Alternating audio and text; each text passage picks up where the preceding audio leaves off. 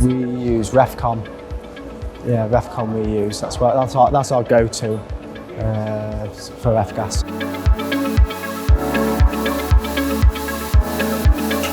Well, you can teach a dog all tricks, but it's more, why should this is how I've always done it. It works.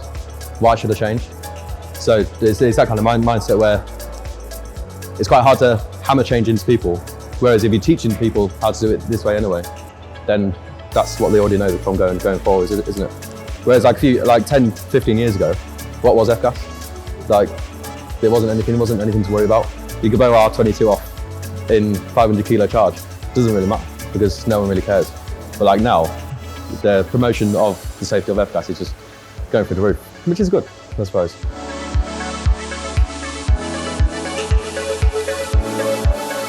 We work very closely with Heathrow Airport, and we do training courses up there for their engineers and everything. And when you go through it and you get, like, you're doing the F-gas and that with them, and you get to the hydrocarbons part and you start talking about that, and they go, but it's not really relevant to us at the airport because we wouldn't have anything like that here because they are so strict on, we can't even use acetylene within thing, it's got to be taken out and we've got to do it somewhere else. But when you go, yeah, but if you go into all your terminal buildings and have a look at all the display cases that they've got in there and all the little concessions in all the shops, like the Coke machines, you'll find all your hydrocarbons already in there. Nah, they wouldn't. Go and have a look. And they go, oh my God, we didn't realise it was. Yeah, that's the thing, it's everywhere. When you look, we're one of the biggest invisible industries in the world. And people just don't realise how big refrigeration, air conditioning is.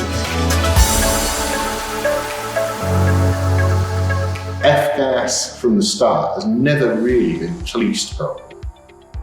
There's never been anyone running around prosecuting people and doing, and until that really does happen, people get away with whatever they can, won't they? And that's the bad bit about it. I know a lot of people say, oh yeah, some of the best engineers I know have never been to college and all that. All right, they might be good, they might be brilliant, but maybe going to college might have helped them a little bit. We've got guys who I know now are doing their apprenticeship. They won't go on to level 3. They won't. They will get to the end of their level 2 and they will go back out into industry and they will work. And they will be really good level 2 engineers, fault finding, installing, maintenance, service, everything. They don't want to be level 3. They don't want to have that thing where they're sat there designing systems. They don't need that. They need to fault find, they need to work on systems day to day and see how it is all working. What we do is we spend time that's why you get a service engineer. You spend time going through the job, making sure, that everything's running correctly. Like, my business partner, Alan, he always stipulates to the guys, why you've got that fridge running, go through and check the controller settings. Because you found a leak on the expansion valve, don't just leak check there, leak check the rest of the system and stuff like that. Give it a clean bill of health before you leave there. Where I think some people will just do what they've got to do and then come away. But we've always sort of, as a business, encouraged our engineers to sort of go that extra mile, so they'll go in depth, make sure the condenser is clean, make sure the condenser fans are okay. Listen, it's easier said than done sometimes. People need a quick fix, and a lot of people have got money. We don't go to places to condemn other people's work and their equipment and stuff like that. As a business, we're a very positive business. We positive. A positive mind creates a positive outcome. So when you go there and you're looking at a unit that's potentially got a leak, you've then got to start, going through that and the basics and checking, your PRV valve, your expansion valve, your solenoid valve, all those sort of bits. Depending on the components that are on that unit, your leak could be anywhere.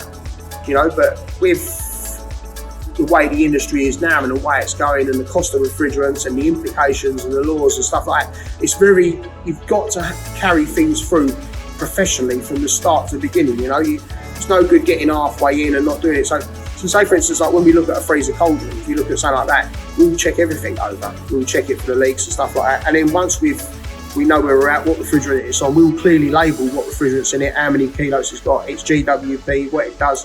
So if you notice in our industry now, a lot of equipment, you have to stipulate with a proper label, and it's got all the details on there of what's, going on. The world's a changing place now. Everything's changing for the better, hopefully. We're looking at the future, aren't we? We're looking at saving energy, we're looking at saving the planet and stuff like that. So with the F-gas, the F-gas is a great thing, and it's a form of control for people entering the industry. But the thing is, I think the guys have got to understand that there's got to be a level of mandatory training, which a lot of people sort of get misinterpreted.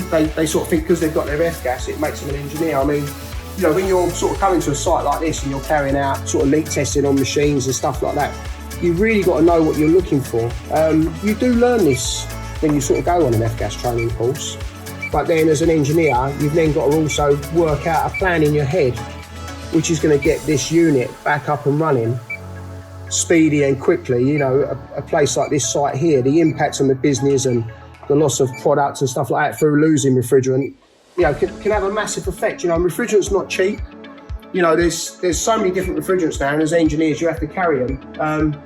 The other problem you've got with refrigerant as well, when you get a vessel from a wholesaler now, everything's recorded and barcoded, so you have to allocate where you're going to use that refrigerant. So, I could come here and use 3 kilos and then essentially be stuck with 7 kilos, on my van. So it can be a costly exercise as well, because you obviously have to pay rent on the cylinders and stuff like this. This is why we sort of stress the fact that clients really need to have a regular maintenance program in place. With regular maintenance, it highlights faults and problems quite quickly.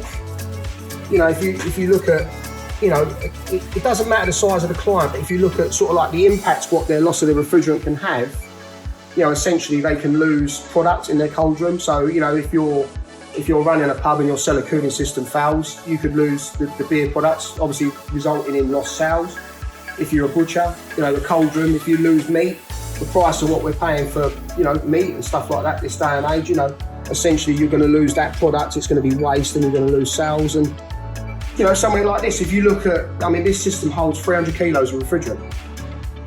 300 kilos of refrigerant is not cheap to go and buy from anywhere. And essentially what you've got to do is you've got to get it here, repair the leak and put it in the system. So if you can prevent that leak through sort of, regular leak testing with, an electronic device like this, having, an electronic leak detection system like we've got here. This system is monitoring all of this and the rooms that it serves. And then if you do get a leak, obviously then you've got your Spectraline kit and your goggles, which, if you look at what the Spectraline can do for you, it puts you in a different place. If you look here, this system has contained the Spectraline since the early days. And then what you do as an engineer, you can sort of check and see if you've had any forms of leaks anywhere on this circuit.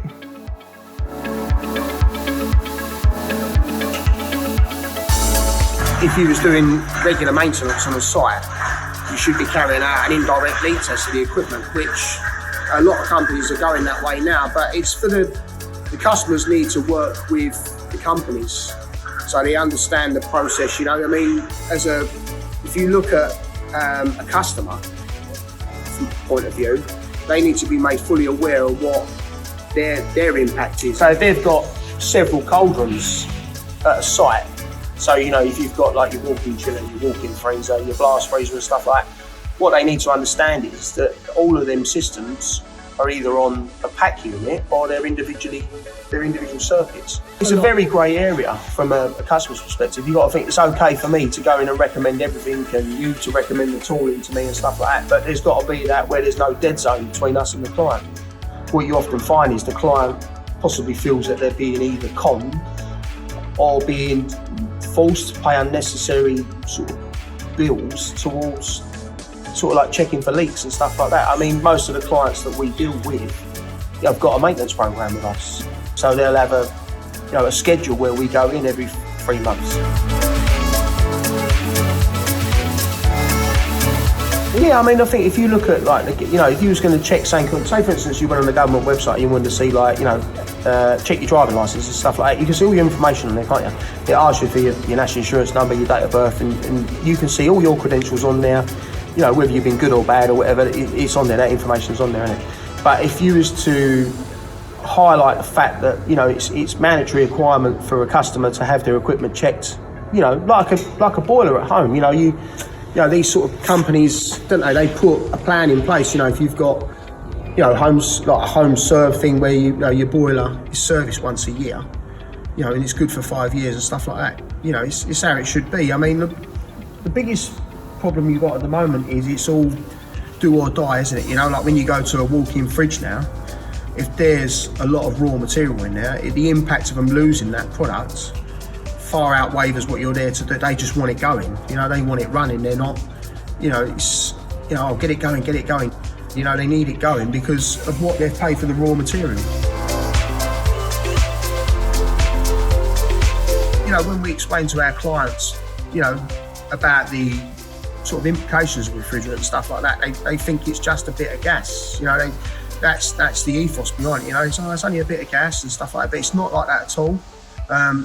It's much more than just a bit of gas, like you were saying about earlier on about the training the guys, training them to use leak detection equipment correctly, understanding what to look at, where to use it.